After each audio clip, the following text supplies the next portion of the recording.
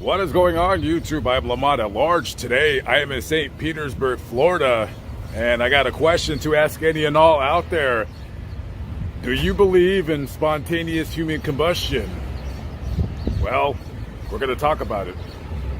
Many a strange phenomenon has mystified mankind over the centuries. Ghosts, UFOs, astral projection, people with psychic powers and being able to move objects with nothing more than their minds, and spontaneous human combustion. Spontaneous human combustion is a phenomenon or concept of a living person who is simultaneously set on fire without a clear source of ignition, almost like a spark or internal fuse was lit in the center of one's body. And oftentimes throughout the course of the early 19th century, when these awful events occurred, there was often an easy explanation of the tragic event happening. As there was no electricity, it was often thought that a candle or a fireplace, some form of an open flame. Maybe someone accidentally knocked over a lantern, and smoking seemed to be all the rage in those days. Maybe someone fell asleep with a lit corncob pipe in their mouth. But with modernization, the advent of electricity, the oddity still remained in some cases unexplained. One example is of the untimely demise of 67-year-old Mary Reeser. On July 2nd, 1951, Mrs. Reeser was found burned to death in her house.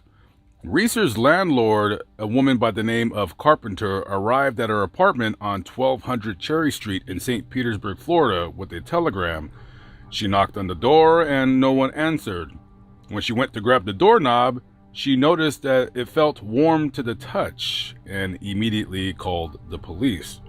When they arrived, much to their horror, what was left of Mary Reeser was nothing more than her leg and a pile of ash. Police were perplexed about what they had seen before them. Fire investigators surveying the scene had found evidence of extreme heat, more so than any normal fire. A bare candle with the wick hung above puddles of melted wax. Smudges of smoke had stained the tops of the walls.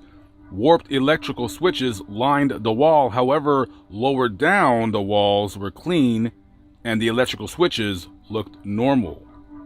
Mary's newspaper sat untouched. Her bed and the linen that was neatly tucked in were still white. The fire was beyond anything any fire investigator had ever seen. How can a fire reduce a human being to ash, yet the bed in the same room where they remained literally untouched? The fire burned so intensely, her skull shrank. In a normal human cremation, it can take up to 3 hours, where temperatures can hit 1400 degrees. So how can a fire burn so hot and fast without burning the entire structure to the ground? On July 7, 1951, St. Petersburg Police Chief J.R. Reichert sent a box of evidence from the scene to FBI Director J. Edgar Hoover.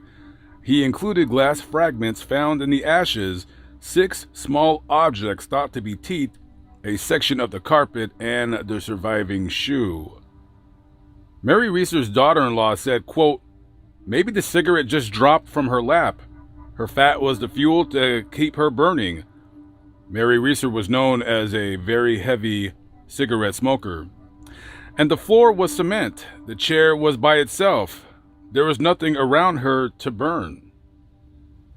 Reichert included in a note saying, quote, "We request any information or theories that could explain how a human body could be so destroyed and the fire contained to such a small area and so little damage done to the structure of the building and the furniture in the room, not even scorched or damaged by smoke." The FBI eventually declared that Reeser had been incinerated by, quote, "the wick effect." As she was a known user of sleeping pills, they hypothesized that she had fallen unconscious while smoking and set fire to her nightgown. Once the body starts to burn, there is enough fat and other inflammable substances to permit varying amounts of destruction to take place. Sometimes this destruction by burning will proceed to a degree which results in almost complete combustion of the body. It truly remains an unsolved mystery of what really happened to Mrs. Mary Reeser. And here we are. I am walking out of this alley to Cherry Street Northeast. This building right here, this is 1200 Cherry Street Northeast. Now, Miss Mary Reeser lived in apartment 1 according to the FBI paperwork. However, I don't see an apartment 1. This is all I see. Now, I do see 5 doors, right? So it would be 5, 4, and then 3.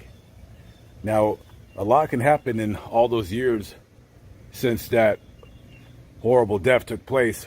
I'm suspecting that these used to be a lot smaller units and they probably knocked down the walls and made them 2 bedrooms or 1 bedrooms. So I'm gonna guess that her apartment where she died is in the corner right there. Even though it's not marked, that would be the first door, that would be the second, the third, the fourth, and the fifth. So quite possibly, right here would have been the door where she used to live.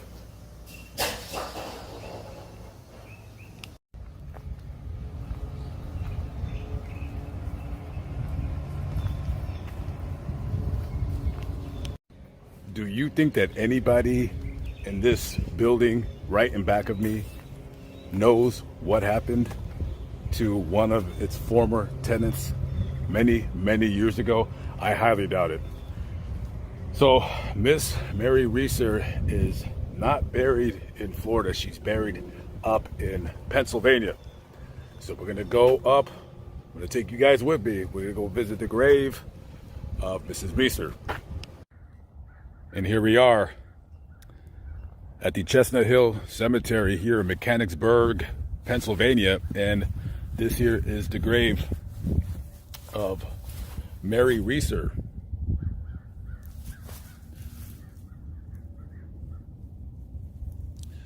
And she's buried along with her husband, Richard. And these are Richard's parents.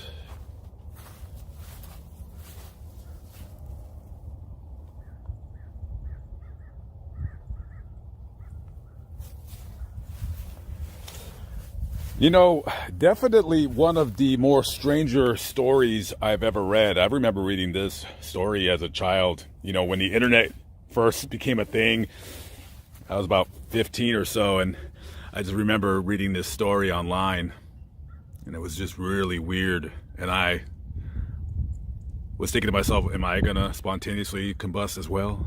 And I would be scared at night thinking about this lady's death. And it's kind of weird me being here now. And anyways, yeah, just very, very, very odd story to say the least. Rest in peace to Mary and Richard Reeser, and the parent Reesers too. Okay, I'm out. I'll catch up with you on the next vlog.